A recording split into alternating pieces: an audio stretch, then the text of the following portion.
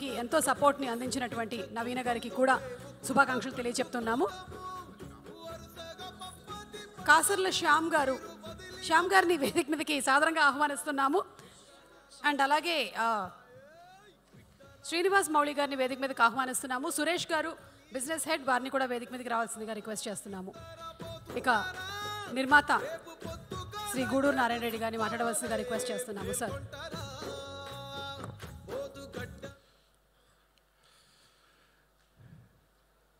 Razakar cinema pre release ఫంక్షన్కి వచ్చిన పెద్దలు, సోదరులు వెంకటరమణారెడ్డి గారు, రాకేష్ రెడ్డి గారు, మా favourite revolutionary personality Narayana Murthy గారు, మాధవిలత గారు, మరియు మా సమర్వీర్ క్రియేషన్స్ టీమ్, అట్లాగే ఈ తారాగణం తేజ్ సప్రు గారు, బాబీ సింహ గారు, రాజ్ అర్జున్ గారు, వేదిక గారు, అనుశ్రేయ గారు, ఇంద్రజ గారు, అట్లాగే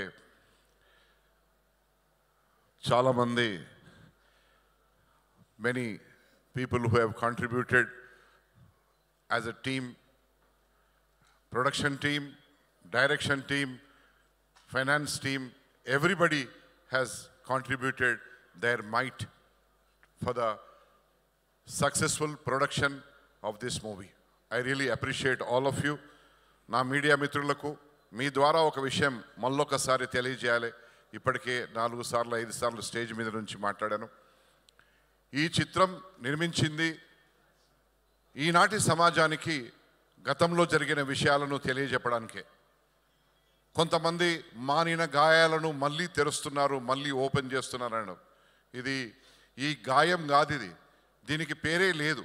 ఎందుకంటే ఏ ప్రపంచంలో ఏ చరిత్రలో కూడా ఒక రాజు తన సొంత ప్రజల మీద ఇంత బలప్రయోగం, ఇంత అమానవీయంగా ప్రవర్తించిన ఘటనలు కానీ, చరిత్ర కానీ, ఇన్ఫర్మేషన్ కానీ ఎక్కడ కూడా లేదు.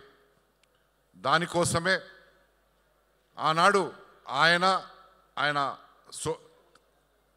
అనుంగు మిత్రుడు ఖాసిం రిజ్వీ, అట్లాగే రజాకార్లు చేసిన మారణ హోమాన్ని ఆనాటి ప్రిన్స్లీ హైదరాబాద్ స్టేట్లో సొంత ప్రజల మీద ఒక సొంత దేశం తుర్కిస్తాన్ అనేది ఏర్పాటు చేసుకోవడానికి వాళ్ళు చేసిన ప్రయత్నము అది మామూలుది కాదు.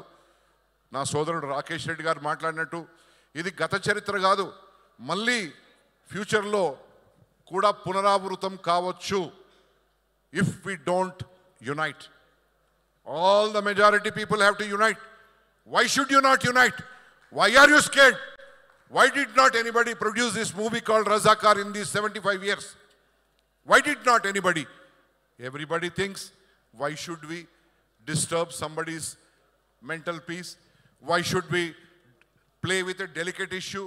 What is delicate issue? Delicate issue? What is delicate issue? Your survival is a delicate issue.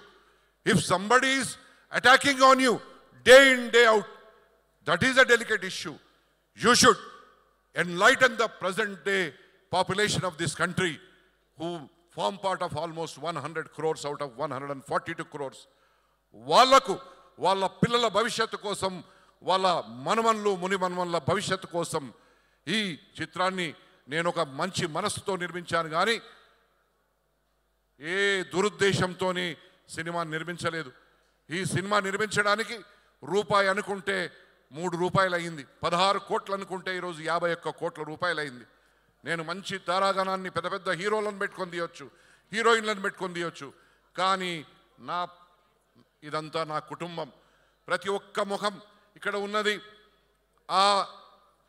ఆ పాత్రలో జీవించిన ముఖాలే ఇక్కడ ఉన్నాయి. ప్రతి ఒక్కరూ న్యాయం చేశారు. ఇది గత చరిత్రను చిత్రంగా రూపొందించిన నా సోదరుడు యాటా సత్యనారాయణ చాలా కష్టపడ్డాడు. ఆయన టీం కూడా చాలా కష్టపడ్డది. మా డిఓపి, మా మ్యూజిక్ డైరెక్టర్ అయితే ఆయన ప్రతి రక్తపు బొట్టులో సరస్వతి జీవిస్తుంది. బీమ్స్ ఆయన జీవితంలో చాలా పెద్ద ఉన్నతమైన స్థితికి పోవాలి. మాకు తేజ్ సప్రు గారు ఆయనను చూడగానే పెద్ద మనిషి అనిపిస్తాడు, కానీ మేమంతా సమకాలీకులం.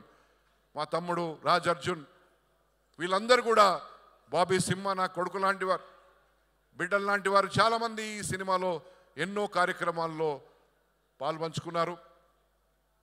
వేదిక గారు, అట్లాగే అనుశ్రేయ గారు, ఇంద్రజ గారు, ప్రేమ గారు, తులసి గారు, వాళ్ళు రాలేకపోయారు. ఈ సినిమాని ప్రతి ఒక్కరూ చూసి వేరే ఆలోచన లేకుండా రేపటి సమాజానికి మనం సిద్ధం కావాలి. మనం ఎవరితోని భయపడవలసిన అవసరం లేదు. మనది గంగా జమున తైజీబ్ అన్నప్పుడు ఎదుటి వాళ్ళు ఏదైనా వేరే విధంగా మాట్లాడితే మనం ఏనుగు పోతున్నట్టు కుక్కలు మురిగినట్టుగా పోవాలి. కానీ ఎవడితో నువ్వు కత్తి తీస్తే నేను కత్తి తీస్తా అనే పరిస్థితి ఏ హిందువుది కాదు, ఏ భరతమాత బిడ్డది కాదు, ఏ భగత్ సింగ్ తమ్మునిది కాదు. ఎవరైనా కానీ సహనంతో ముందుకు పోవాలి. ఈ చిత్రాన్ని చరిత్రగా చూడాలి. మళ్ళా భవిష్యత్తులో ఇట్లాంటి చరిత్ర పునరావృతం కావాలంటే మీరందరూ ఐకమత్యంతో కళ్ళు తెరిచి జీవించాలనే ఆలోచనతోని నేను, చాలామంది వచ్చారు మీడియా మిత్రులు, వీళ్ళందరికీ కూడా నా వెల్విషర్స్, మైపాల్ రెడ్డి, సురేష్ కొచ్చెటిల్ గారు, మళ్ళా మా బిడ్డ లాంటిది అంటే నా చెల్లె లాంటిది రావి నారాయణ రెడ్డి గారి మనవరాలు, మీరు పైకి రావాలి ఒకసారి, మాతో పాటు ఈ స్టేజ్ పంచుకోవాలని చెప్పి నేను కోరుకుంటున్నాను. Please come Prabhavati. ఇది ఇంతే, ఎక్కువ మాట్లాడాను ఎందుకంటే చాలామంది సోదర సోదరి మనలందరూ మాట్లాడారు. ఈ చిత్ర నిర్మాణం అంత ఈజీగా జరగలే. గత ప్రభుత్వం ఏమో అనుకుంది, వాళ్ళ గురించి తీస్తున్నా, ఇంకేం చేస్తున్నా అనే పెద్ద డౌట్. ఇది ఎవ్వని గురించి కాదు, భావి తరాల ప్రజల కోసం, భావి భారత ప్రజల కోసం. ఈ భారతదేశం గతంలో ఎంత దృఢంగా ఉందో ఈనాడు ఇంకా దృఢంగా ఉంది. రాబోయే తరాల్లో చాలా పెద్ద ఎత్తున ప్రపంచంలోనే ఒక మంచి బలీయమైన ఒక దేశంగా అవతరిస్తున్నది. దానికోసం ప్రతి ఒక్కరూ ఈరోజు మనం youngest country in the world అంటారు మన భారతదేశాన్ని. రాబోయే రోజుల్లో ఈ యంగెస్ట్ కంట్రీలో ఉన్న భావి భారత పౌరులు ప్రతి ఒక్కరూ సంఘటితమై మన భరతమాతకు నివాళులర్పించాలి. అట్లాగే 17 సెప్టెంబర్ నాడు హైదరాబాద్ విమోచన దినంగా ప్రకటించాలని చెప్పి చాలామంది సూడో సెక్యులరిస్టులు చాలామంది మాట్లాడారు. కానీ పదవుల్లోకి రాగానే 17 సెప్టెంబర్ మర్చిపోతారు. We are very happy.